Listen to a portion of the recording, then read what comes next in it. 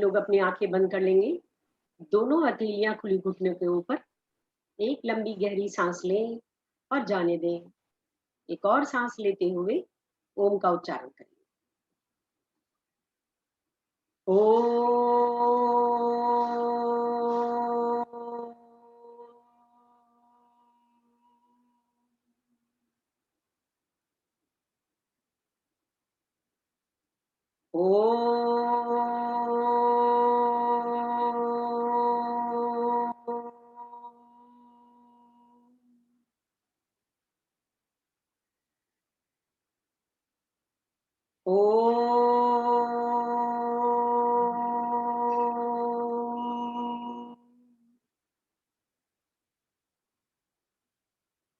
गुरुर्ब्रह्मा गुरुर्विष्णु गुरुर्देवो महेश्वरा गुरुर्साक्षात् परम ब्रह्म तस्मै श्री गुरुवे नमः।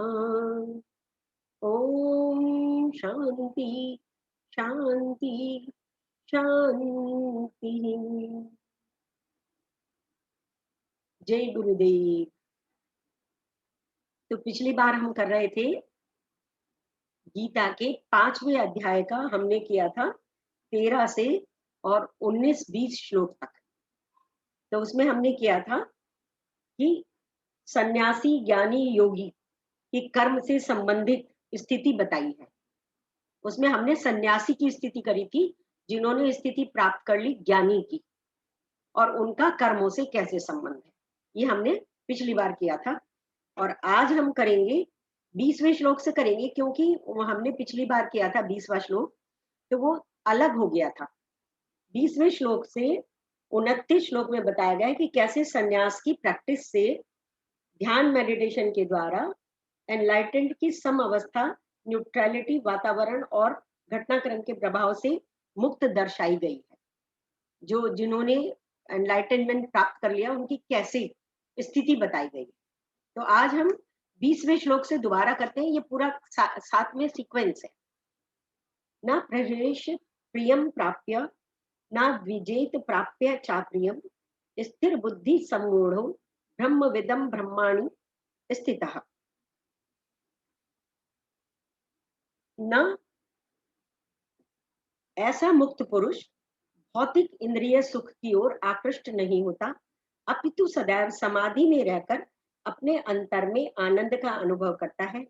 इस प्रकार स्वरूप सिद्ध व्यक्ति पर ब्रह्म में एकाग्रचित्त होने के कारण असीम सुख भोगता है। जिसे हम सुख कहते हैं, वो जो ईश्वर से कनेक्ट हो जाता है, एनलाइटेंड हो जाते हैं, तो वो असीम सुख भोगते हैं। With a steady intellect established in Brahman, the undiluted knower of Brahman neither rejoices on obtaining what is pleasant nor grieves on obtaining what is unpleasant. उसे सुख या दुख जो भी प्राप्त हो रहा है, ना वो उसमें बहुत खुश होता है, ना उसमें वो बहुत दुखी। लास्ट की 20 से 29 श्लोक में बताया गया है कि कैसे सन्यास की प्रैक्टिस से, ध्यान मेडिटेशन के द्वारा स्वरूप सिद्ध सेल्फ रियलाइजेशन होता है। इन श्लोकों में एनलाइटेंड की सम अवस्था, न्यूट्रलिटी, जो हमने न्यूट्रल जिसे कहते हैं ना, गाड़ी का हमने बात करी थी ना, न्यूट्रलिटी, ना इधर ना इधर, ना चल रही है ना दौड़ रही है, न्यूट्रल में खड़ी है उनकी लाइफ। वातावरण और घटनाक्रम के प्रभाव से मुक्त दर्शाई। एक आत्मन सिद्ध व्यक्ति ब्रह्मन में स्थित इनफाइनाइट ब्लिस को अनंत कृपा की एंजॉय करता है, हर क्षण आनंद की स्थिति में रहता है। वो पूर्ण और सेल्फ सफिशिएंट होता है। जो आपको नीचे रहेगा, ऊपर तक ऊपर वो किसी का खुला हुआ है, उसे म्यूट कर लें प्लीज। यानी किसी पर भी किसी भी वस्तु के लिए डिपेंड नहीं होता। सेल्फ सफिशिएंट वो होता है जो किसी पर भी किसी वस्तु के लिए डिपेंड ना करे। वो प्लेजेंट और अनप्लेजेंट से प्रभावित नहीं होता। उसे गर्मी सर्दी, लव हेट्रेड, ऑनर डिसऑनर कुछ भी प्रभावित या डिस्टर्ब नहीं करता। एक सेल्फ रियलाइज्ड व्यक्ति इस संसार में ऐसे संबंध रखता है जैसे एक जागृत व्यक्ति स्वप्न से संबंध रखता है। स्वप्न देख लिया आपने कोई सा कि आप राजा बन गए, तो जब आंख खुलती है तो आप थोड़ा सा तो खुश होते हो, लेकिन बने तो नहीं ना सच में, उसे स्वप्न के जैसे मान लेते हो कि स्वप्न ही तो था। या लॉस हो गया, चोरी हो गई, मर्डर हो गया, डकैती हो गई, तो आप सोचते स्वप्न ही तो था, उससे बाहर निकल जाते हो, डिटैच रहते हो उससे। एक जागृत व्यक्ति जैसे स्वप्न को महत्व नहीं देता और उससे डिस्कनेक्टेड होता है, न वो खुशी को रिजॉइस करता है, ना वो दुख से द्रवित होता है। बिल्कुल ऐसी स्थिति रहती है जो हमारे एनलाइटेंड लोगों की है। बाह्य स्पर्शेषु असक्तात्मा विन्द्यात्मान आत्मिनी पद सुखम स ब्रह्म योग युक्तात्मा सुखम अक्षयम अश्नुते। ऐसा मुक्त पुरुष भौतिक इंद्रिय सुख की ओर आकृष्ट नहीं होता। जैसे रोज नए नए गैजेट्स आ रहे हैं, नए नए डिवाइसेस आ रहे हैं, इलेक्ट्रिक आ रहे हैं, गाड़ी आ रही है, उनके प्रति वो आकर्षित नहीं होता, अपितु सदैव समाधि में रहकर अपने अंतर में आनंद का अनुभव करता है। वो ये नहीं है कि जिस समय पूजा ध्यान करने बैठा उसी समय समाधि करता है, उसकी स्थिति रहती है हर ही समय रहता है। जैसे कृष्ण भावनामृत हो जाते हैं, हर समय ही उसके ध्यान में रहते हैं, ऐसे ही ये भी रहता है। इस प्रकार स्वरूप सिद्ध व्यक्ति पर ब्रह्म में एकाग्रचित्त होने के कारण असीम सुख भोगता है। In English, unattached to external contacts, one finds the happiness that is in the self. जिसको सेल्फ की हैप्पीनेस का पता चल जाए तो फिर बाकी क्या है। Uniting oneself to Brahman by yoga, one attains eternal bliss. क्योंकि जो भी हम प्राप्त करते हैं इस संसार की वस्तुएं, उनका क्षय हो जाता है। पहले हमने पढ़ा है, पहले भी हमने बातें की है कि पहली बार जब भूख लगती है, अपने कोर्स में हमने किया है कि जब पहली बार भूख लगने पर या प्यास लगने पर पानी का गिलास पिया तो एक गिलास पानी ऐसे चढ़ा लेते हैं, फिर दूसरे गिलास की महत्व कम हो जाता है, तीसरे का और कम हो जाता है, और फिर बिल्कुल इच्छा समाप्त हो जाती है। ऐसे ही जो हम सुख भोग रहे होते हैं, पहले पहले बहुत एंजॉय करते हैं उसे, फिर थोड़ा कम हो जाता है। पहले मान लीजिए 10%, 10 डिग्री कर रहे हैं, फिर 8 डिग्री, फिर 6 डिग्री, फिर 5 डिग्री, फिर पता चलता है कि कोई महत्व ही नहीं रहा उसका। रोज गाड़ी में बैठ के रोज घूमने जाते हैं, जब पहली पहली बार गाड़ी में बैठे थे तो कितना एंजॉय किया। तो जितने भी वर्ल्डली सुख हैं, इनका क्षय होता है, ये बढ़ते नहीं है, ये एवरलास्टिंग नहीं है। उनको प्राप्त जब हम करते हैं तो हमें अब सुख की अनुभूति नहीं होती, पर अगर प्राप्त ना हो तो दुख होता है। प्राप्त हो रहे हैं रोज, वो सुख हमें प्राप्त है, तो we have taken it granted, we are not enjoying. लेकिन अगर प्राप्त ना हो तो वी बिकम दैट। इस श्लोक में ब्रह्मन की अल्टीमेट स्थिति बताई गई है। मानव मन सांसारिक व्यक्ति वस्तुओं से शीघ्र अटैच हो जाता है और परिणाम स्वरूप वो दुख और तनाव भोगता है। जब मन को टर्न करके अपने अंदर स्थित सेल्फ की ओर मुड़ता है तो मन शांत हो जाता है। जब भी आपने मन को समझाया कोई बहुत परेशानी में, तो मन शांत हो गया। जब तक बाहरी उसमें लगा हुआ है तब तक शांत नहीं होता। आप शांति और आनंद प्राप्त करते हैं यदि आप अपने मन को अपने आंतरिक सेल्फ की ओर निरंतर रहने दें, और आप सेल्फ में मर्ज हो सकते हैं, और इस प्रकार आप अमर शांति और खुशी प्राप्त कर सकते हैं। इंद्रिय सुख की वैल्यू डे बाय डे कम होती जाती है। पहली बार किसी सेंस ऑब्जेक्ट को आप अनुभव करके बहुत खुशी प्राप्त करते हैं, फिर माइंड उस खुशी को बार बार पाना चाहता है, और कुछ समय पश्चात खुशी कम होने लगती है। पहले एक्सपीरियंस के कंपैरिजन में और जिससे पहले सुख खुशी मिली, वह पेन और स्ट्रेन का कारण बन जाता है। जिससे पहले पहले आपको बहुत खुशी मिली, सुख मिला, वो थोड़े समय बाद पेन का कारण बन जाता है, सौरों का कारण बन जाता है। इस प्रकार ट्रू हैप्पीनेस सांसारिक वस्तुओं में नहीं है। ये ट्रू हैप्पीनेस ये हमारे अंदर है, और तभी प्राप्त होती है जब आप वर्ल्ड से डिटैच होकर इंट्रोवर्ट होते हैं तभी प्राप्त होती है। अपनी आंतरिक खुशी को पाना काफी डिफिकल्ट हो सकता है, बट ये और कहीं नहीं पाई जा सकती। कोई मार्केट में जाके आप इसे खरीद नहीं सकते। 3 प्रकार के योग बताए गए हैं, कर्मा, भक्ति और ज्ञान से डिजायर रिड्यूस होती है। अगर हम इन तीनों योगों को करते रहें, कभी ये वाली की जरूरत है डिजायर की, कभी कर्मा की, कभी भक्ति की और कभी ज्ञान की, तो धीरे धीरे आपके डिजायर कम हो जाती है। डिजायर आपकी सेल्फ को ढक लेती है। पिछले वाले जो श्लोक करे थे उसमें भी हमने मास्क वाली बात करी थी कि हमारे अंतरात्मा को मास्क कर देते। डिजायर्स के कम होने के कारण आपका मन संसार से डिटैच हो जाता है। जब डिजायर्स कम हो जाती हैं, जब आप सत्य को जान लेते हैं, तो आपका मन संसार से डिटैच होने लगता है और इस प्रकार आपका मन इक्वानिमिटी, सम अवस्था में प्राप्त हो जाता है। और सम अवस्था को प्राप्त माइंड सिंगल पॉइंटेड मेडिटेशन कर पाता है। जब आप सम अवस्था को प्राप्त हो जाते हैं, तो जो काम करने चलते हैं, चाहे मेडिटेशन कर रहे हो, चाहे कोई कर्म कर रहे हो, चाहे किसी की सेवा कर रहे हो, चाहे सत्संग कर रहे हो, सिंगल पॉइंटेडनेस फोकस हो जाता है। वो मेडिटेशन कर रहे हैं तो सिंगल पॉइंटेडनेस, ये सेल्फ रियलाइजेशन करना है, ईश्वर प्राप्ति करनी है और सुप्रीम सेल्फ को जान जाता है। और इसके पश्चात आप ब्रह्मन की स्थिति प्राप्त करते हैं, यानी डिवाइन ब्लिस, एटर्नल ब्लिस। और ये प्रोसेस स्लो लगता है परंतु श्योर है। लगता जरूर है कि कुछ हो रहा है कि नहीं हो रहा है, कुछ प्राप्ति हो रही है कि नहीं हो रही है, देखने में लगेगा, लेकिन ये स्लो प्रोसेस में भी इसका ये रिजल्ट बताया गया है कि श्योर है कि प्राप्ति होगी।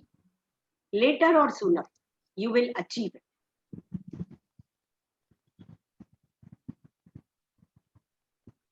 फिर हम आते हैं 22वें श्लोक पर। ये ही स्पर्शा जाग होगा दुख योनया एवते आद्यंतवंतः कौन्तेय न तेषु रमते बुधा। बुद्धिमान मनुष्य दुख के कारणों में भाग नहीं लेता, जो कि भौतिक इंद्रियों के संसर्ग से उत्पन्न होते हैं। हे कुंती पुत्र, ऐसे भोगों का आदि तथा अंत होता है, अतः चतुर व्यक्ति उनमें आनंद नहीं लेता। बहुत सारे ऐसे भोग हैं जिनका उपभोग करने के बाद डिग्रेड होते हैं। For the enjoyments that are born of contact are only womb of sorrow. इनको उन्होंने कहा है कि दुख की योनियां हैं। जितने भी ये सुख हमें दिखाई दे रहे हैं, ये दुख की योनियां हैं। They have a beginning and an end. O Kante, the wise one does not rejoice in them. जो समझदार है, जो बुद्धिमान है, वो इनमें नहीं फंसता। श्लोक में कृष्णा बता रहे हैं कि बुद्धिमान व्यक्ति बाह्य ऑब्जेक्ट्स और बीइंग के आनंद प्राप्ति में नहीं फंसते, क्योंकि उन्हें ज्ञात है कि उन एंजॉयमेंट्स की एक सीमा होती है और अंततः वही दुख के कारण है। वैसे ही इस प्रकार के प्लेजेंट शॉर्ट लिव्ड होते हैं, इस प्रकार के प्लेजर्स शॉर्ट लिव्ड होते हैं, उनकी बिगिनिंग और एंड होता है। हर मुलाकात का अंजाम जुदाई क्यों। कितना ही कुछ हो, कितने ही खुश हो, कितना ही आप अमेरिका घूमने चले जाओ, कहीं चले जाओ, फिर क्या है, लौट के अपने घर आना है, उसका एंड होना है। ऐसे ही कितनी ही सुंदर लाइफ है, कितने ही सुख सुविधा है, सबको छोड़ के एक दिन अपने घर जाना है। सबका, हर मुलाकात का, हर जो वस्तु है सांसारिक, सबका एंड निश्चित है। Contact bond pleasures are considered warm of sorrow. जो हमारी बाह्य इंद्रियों से कनेक्टेड प्लेजर्स हैं, वो वॉर्म ऑफ सॉरो कहा गया है, उनको दुख की योनियां कहा गया है। अभी आपने पूरा आनंद प्राप्त भी नहीं किया होता कि मन दूसरी डिजायर करने लग जाता है। आपने बड़े कोशिशों से, बड़े प्रयत्नों से कोई चीज अचीव करी, घर बनवाया या कार खरीदी या कुछ भी किया, थोड़े दिन एंजॉय करने के बाद फिर मन और नेक्स्ट चीज पर चल देता है, बिल्कुल बंदर की जैसे। जब सब इच्छाएं पूरी नहीं होती तो माइंड एजिटेटेड हो जाता है, ग्रम्बल करने लगता है, गुस्सा आने लगता है। मन का स्वभाव अग्नि के जैसे कभी शांत ना होने वाला होता है।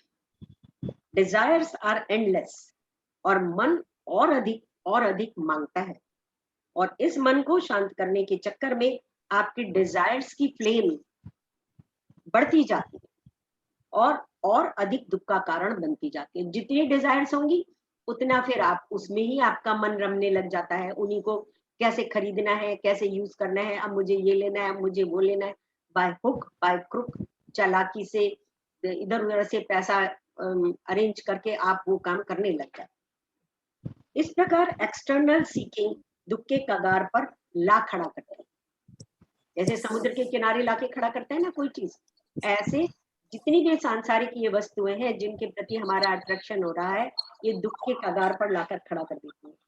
वैसे भी हम सभी जानते हैं कि पहले स्टार्टिंग में इंद्रिय सुखों से प्रसन्नता मिलती है, परंतु बहुत जल्द कंटिन्यूअस प्राप्ति से भोग से खुशी डिग्रेड हो जाती है। जैसे किसी को शराब पीने में आनंद आने लगा, वह डेली एक दो, शुरू में एक पैक लेता था, फिर 2 लेने लगा, फिर 3 लेने लगा, फिर चाहे वो बॉटल भी पी ले पूरी, तो भी उसे आनंद नहीं मिलता, उसकी तृप्ति नहीं होती, और उसे आनंद की अनुभूति नहीं हो पाती। इवन वो अनुभूति जो उसे पहली बार हुई थी वो भी नहीं हो पाती, जो प्रथम बार हुई थी, परंतु वो पीना कंटिन्यू रखता है, जबकि पीने से खुशी प्राप्त नहीं हो रही। ही नोज कि खुशी नहीं मिल रही है, फिर भी पी रहा है। क्यों? क्योंकि ना पीने से दुख, अगर वो ना पिए तो उससे बर्दाश्त नहीं होता, उसे दुख पेन होता है, अर्थात इंडल्जेंस से पीने से खुशी प्राप्त नहीं हो रही, परंतु ना पीने से दुख अवश्य होता है। शराबी न्यूट्रलाइजेशन की स्थिति में आ जाता है, उसके हाथ पैर काम करने बंद कर देते हैं, उसकी बुद्धि काम करना बंद कर देती है, उसका शरीर उसका ऑर्डर नहीं मानता, मन मस्तिष्क सब गड़बड़ा जाते हैं, यानी अपने हाथ कान आंख के परसेप्शन और एक्शन से न्यूट्रलाइज्ड हो जाता है। इसीलिए वाइज एक्सटर्नल वर्ल्ड से डिटैच रहते हैं। वो कहते हैं डिटैच रहो, इन सब चक्करों में झमेलों में पड़ो ही नहीं, और फूल्स अपने जीवन को उलझा लेते हैं, अपनी कर्मेंद्रियों को न्यूट्रलाइज्ड कर लेते हैं। इस प्रकार सारा जीवन वो अपनी इच्छा पूर्ति के लिए लगा देते हैं। कितने लोगों को देखा होगा कि 70-80 साल के भी हो गए पर लगे पड़े हुए हैं घूमने फिरने और ये सब चीजों में लगे पड़े हुए हैं, उनसे कहो कि भाई सत्संग में आ जाओ या गीता में आ जाओ, तो दे हैव नो टाइम, है ना, और अंत में उन्हें दुख और क्लेश ही प्राप्त होता है। इस प्रकार सांसारिक कॉन्टेक्ट को वॉर्म बॉक्स सॉरो कहा गया है। सब जानते हैं, तो नागर जी का सुनती हूँ ना, तो उनके उसमें से मैंने देखा थोड़ा सा किया है कि ये तो जानते हैं कि इन्हें हैंडल कैसे करें, ये सिचुएशन ऐसी है हमारी, जो हमारे वर्ल्डली कॉन्टेक्ट्स हैं, इन्हें हैंडल कैसे करें। ये अरुणा जी का ये खुल गया है, म्यूट कर लीजिए प्लीज।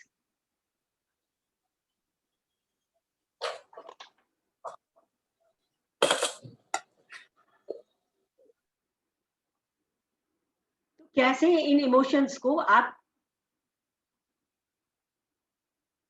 हैंडल कर सकते हैं, क्वेश्चन है ये।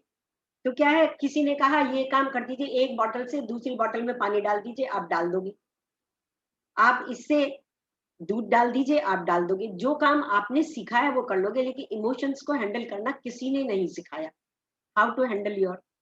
तो कहते हैं कि अगर आपसे कहा गया है कि न्यूक्लियर इसमें फ्यूएल है, इसको एक टम्बलर से दूसरे टम्बलर में डाल दो, तो आप घबरा जाओगे क्योंकि आपको उसकी नॉलेज नहीं है। तो ये जो इमोशंस है, ये आपके न्यूक्लियर जो बॉम्ब होता है, न्यूक्लियर फ्यूएल होता है, उससे भी ज्यादा डेंजरस जो आपके इमोशंस है, एंड नोबडी टीच यू कि भाई आप कैसे उसको हैंडल करें।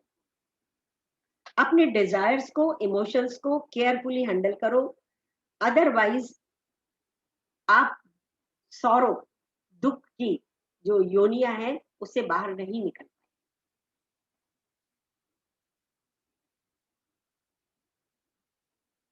कई बार ऐसा होता है कि ख्यालों में आपने बहुत सोचा होता है कि मैंने ये ऐसा करूंगा, जैसे शादी के बारे में है कि शादी सोचते हैं सब लोग कि हो जाए तो इस हाथ में लड्डू और ना हो जाए तो इस हाथ में लड्डू, मिले तो मुश्किल, ना मिले तो मुश्किल, हो जाए तो मुश्किल, ना हो जाए तो मुश्किल।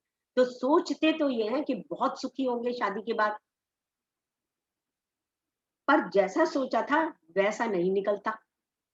या तो पार्टनर वैसा नहीं निकला जैसे आपने सोचा, या आपका मन बदल गया, आपकी धारणा गलत हो गई। दोनों तरह से मन परिवर्तन भी हो जाता है।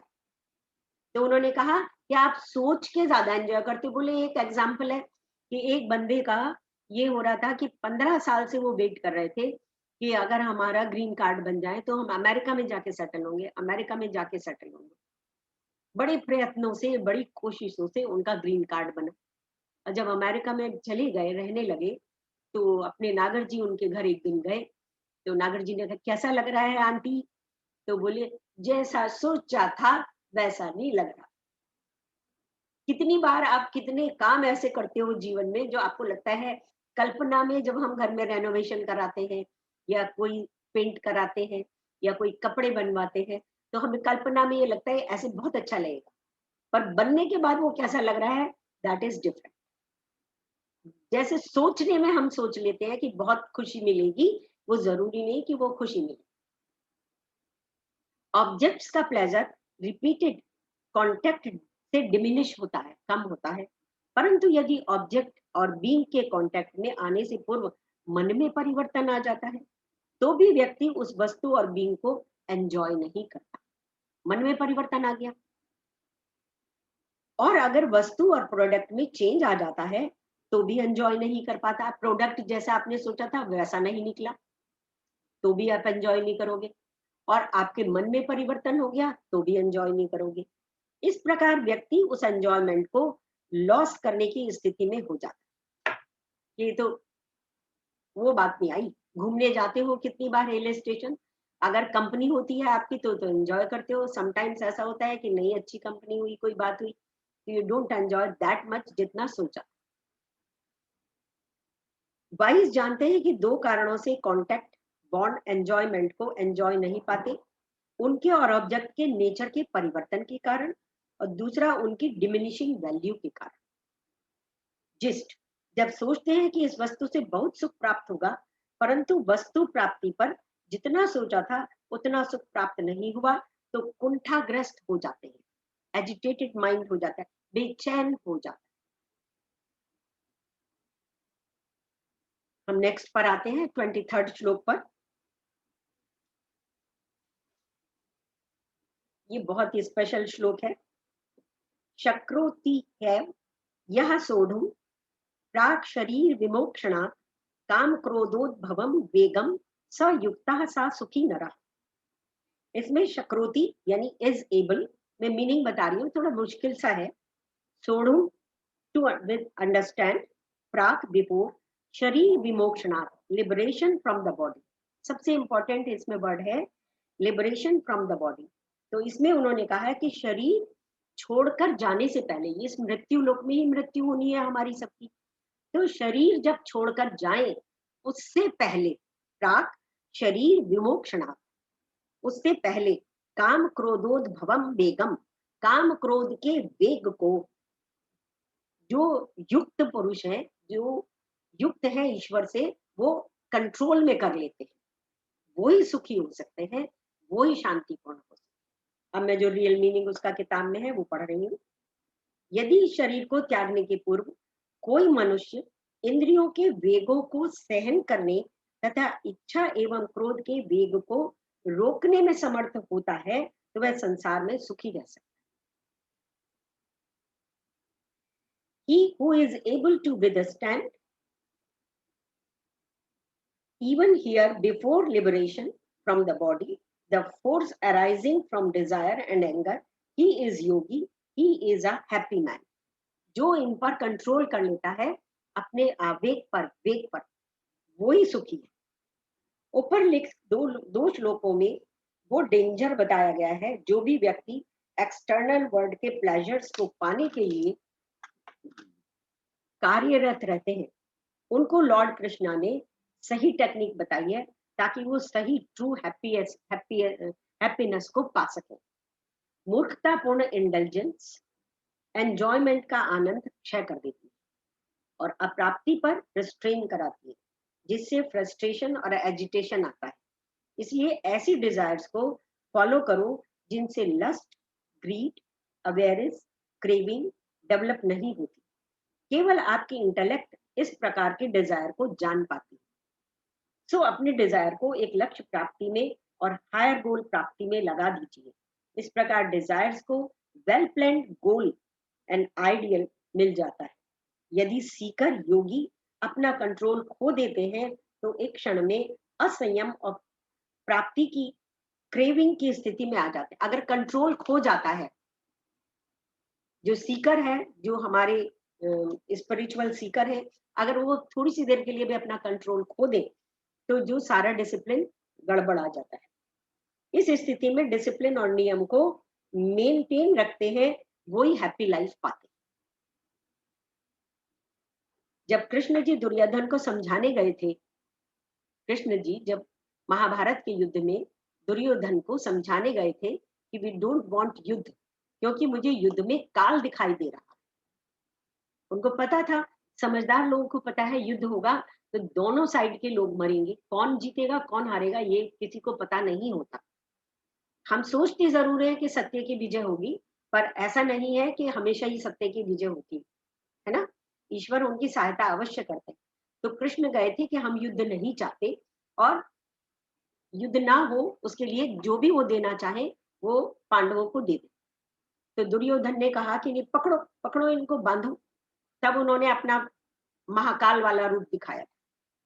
फिर क्या हुआ कि जब युद्ध हुआ और युद्ध में 47 लाख लोग, बताए हैं कि 47 लाख लोग उस समय जो कुरुक्षेत्र में युद्ध हुआ था मारे गए थे। और मारे कौन जाते हैं युद्ध में? तो यंग लोग जाते हैं युद्ध करने के लिए।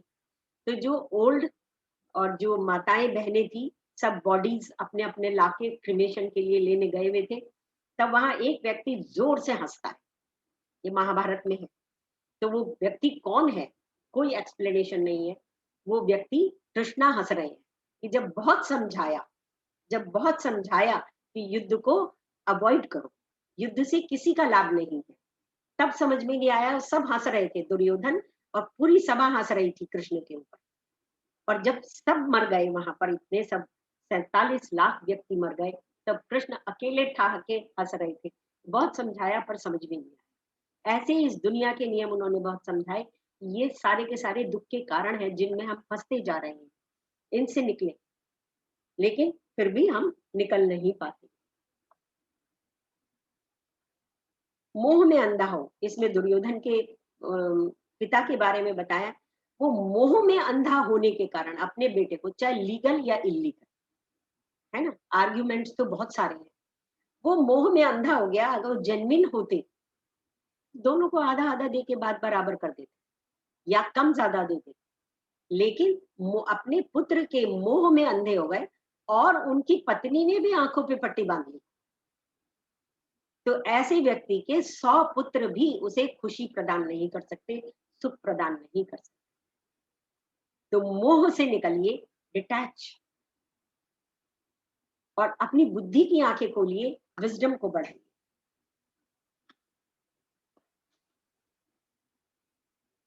यहाँ पर जितने भी हमारे ये बताए गए हैं। अच्छा, नेक्स्ट करते हैं 24।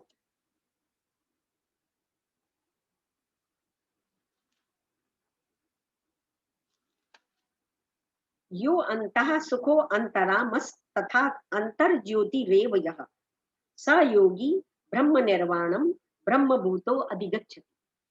इसमें फिर से मैं थोड़ा सा मीनिंग बताऊंगी कि जो सुखो अंतरामः, one who rejoices within, जो अपने मन के अंदर खुश रहता है, तथा अंतर ज्योति, one who is illumined within, अंदर से जिसके अंदर ज्योति है, प्रेम की ज्योति, ज्ञान की ज्योति, वो ही योगी है। He is the only one who is yogi. ब्रह्म निर्वाणम, ब्लिस ऑफ ब्रह्मन, वही ब्रह्मन को प्राप्त कर रहा है, कृपा प्राप्त कर सकता है। ब्रह्म भूता, ब्रह्म बीइंग, बिकमिंग ब्रह्मन हो सकता है, अधिगच्छति प्राप्त करता है। जो अंतःकरण में सुख का अनुभव करता है, जो कर्मठ है, जो अंतःकरण में ही रमण करता है तथा जिसका लक्ष्य अंतर्मुखी होता है, वह सचमुच पूर्ण योगी है। वह पर ब्रह्म में मुक्ति पाता है और अंततो गत्वा ब्रह्म को प्राप्त होता है। In English, he who is happy within, who rejoices within, who is illumined within, that yogi alone becoming Brahman gains the bliss of Brahman. वही ब्रह्मन की कृपा प्राप्त करता है, वही ब्रह्मन के साथ मर्ज होता है। इस संसार की फ्यूटिलिटी, नाशवान बाहरी सुखों को चेज ना करके योगी अपने अंतर के सुखों को ढूंढते हैं। अंतर के सुख को जब किसी की हेल्प करते हो, आप अपने से अपनी जरूरत में से निकाल के आप किसी की हेल्प के लिए जो भी कुछ करते हो, किसी की दवाई की, किसी का खाना दिया, किसी का वेलकम किया, किसी को आपने द्रव्य दान दिया, तो देखो कैसी अंदर स्फुरण होता है, कैसी खुशी होती है कि हम कुछ कर पाए। The God has blessed us with this moment, या हम क्या बोलते हैं, गुरु जी का एक वो बने, वो बाह्य से अंतर सुख की ओर अपना फोकस ध्यान ले आते हैं जब तक कि वो सेल्फ से एक रूप ना हो जाए। तो हमने झलक तो देख रखी है उस सुख की कि देने में सुख है, लेने में उतना सुख नहीं।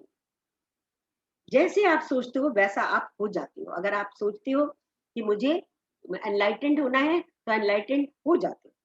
ये अटैचमेंट आसक्ति का प्रिंसिपल है, जो हम पहले भी डिस्कस कर चुके हैं। जब एक व्यक्ति बाह्य वस्तुओं और व्यक्तियों को फोकस करता है तो उसे ही प्राप्त करने में लगा रहता है, परंतु जिसने अपने ध्यान को सेल्फ की ओर शिफ्ट कर दिया हो, वो सेल्फ के अटैचमेंट को डेवलप करता है। जब वह पूर्णता सेल्फ में स्थित होता है तो वो बहुत शांति, खुशी और विजडम प्राप्त करता है और ईश्वर की पूर्ण कृपा प्राप्त करता है। इस श्लोक में 3 बार अंतः अंतः आया, अंतः विदिन की उल्लेख है, और इसने बताया है कि अपने मन को, शरीर, मन और बुद्धि को बाह्य जगत से विड्रॉ करके अंतः सेल्फ अपने अंदर ले जाओ। वही सब प्रकार का सुख और शांति है। हम ढूंढ कहाँ रहे हैं? बाहर ढूंढ रहे हैं। तो एक चोर की कहानी याद आ रही है मुझे। एक बार एक सेठ जी और कहीं जा रहे थे अपना बहुत सा धन लेकर ट्रेन से। एक चोर को पता चल गया कि सेठ जी बहुत सा धन लेकर और जा रहे हैं। चोर ने सोचा रास्ते में मैं इनका पैसा चुरा लूंगा। वो भी बढ़ गया उन्हीं की कूपे में, उसने भी अपना टिकट बुक कर लिया। सेठ जी ने अपना, दोनों में नमस्ते नमस्ते हुई। सेठ जी ने अपने पैसे निकाले और गिनने लगे। बहुत सारा धन था उनके पास। इतने में चोर जो है जरा बाथरूम चला गया, वॉशरूम, तो उन्होंने कहीं अपने पैसे छुपा दिए सेठ जी। जब चोर आया तो अब सेठ जी ले गए बाथरूम, तो उसने जितनी देर सेठ जी गए वॉशरूम, इतनी देर चोर ने बड़ी कोशिश करी यहाँ वहां देखने की कि उन्होंने कहाँ रखा होगा अपना धन, पर वो नहीं प्राप्त कर सका।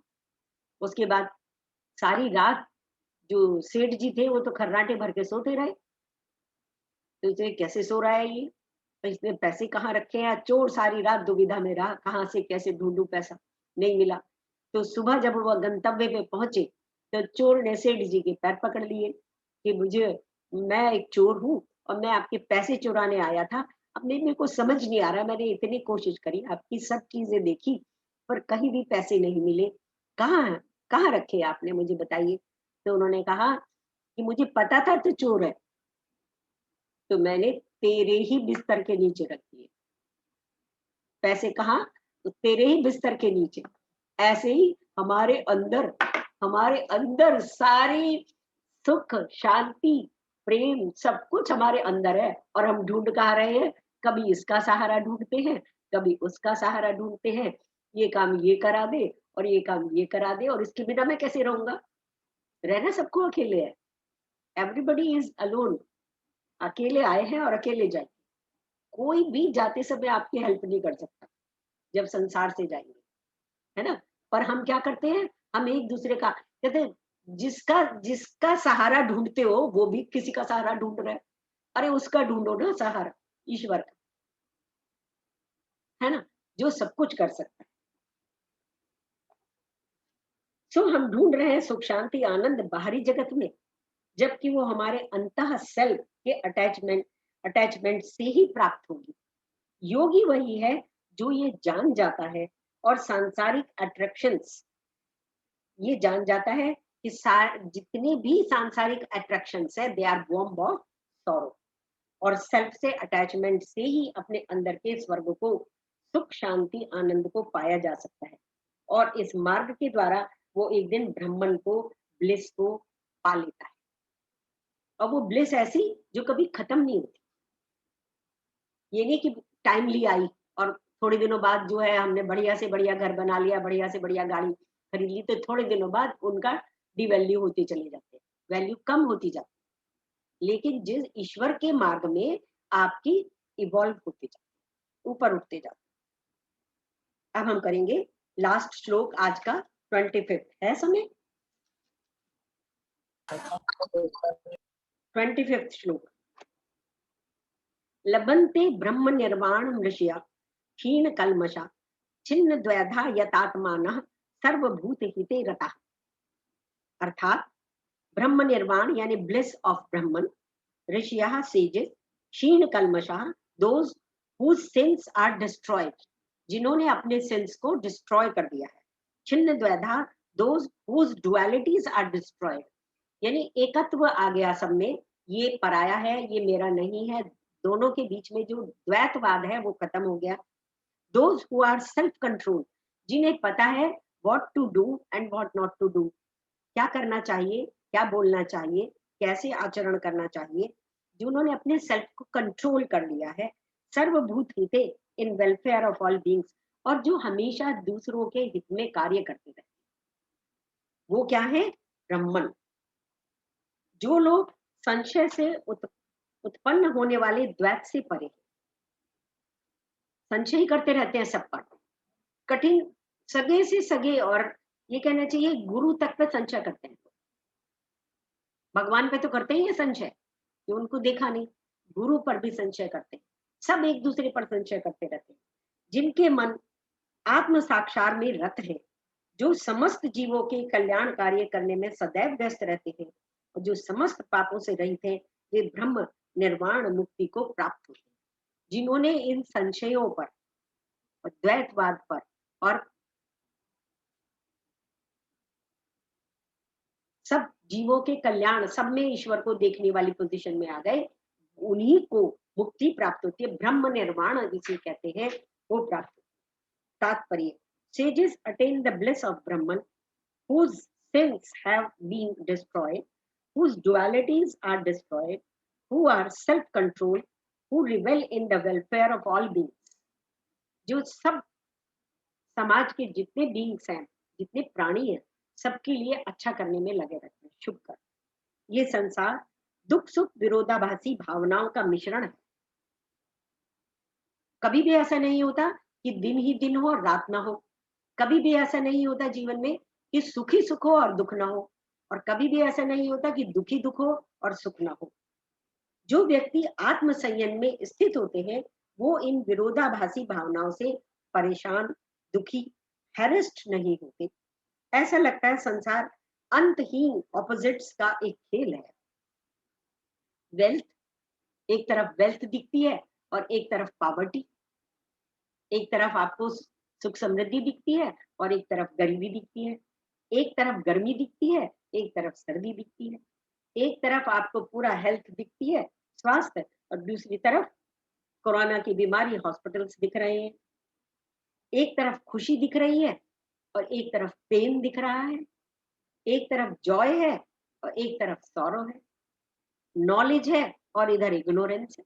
कितने लोग नॉलेज में हैं और कितने लोग इग्नोरेंस में। ऐसे ही अनेक अनगिनत ऑपोजिट्स हैं। कुछ ही जन आत्म संयम में स्थित होते हैं, वरना अधिकतर सभी इसी द्वंद्व में फंसे हैं। और जो इन डुअलिटीज के विक्टिम होते हैं, शिकार होते हैं, उनका कारण पसंद और नापसंद राग द्वेष हो जाता है। उनके मन में राग द्वेष आ जाता है, राग द्वेष से मन अस्थिर हो जाता है।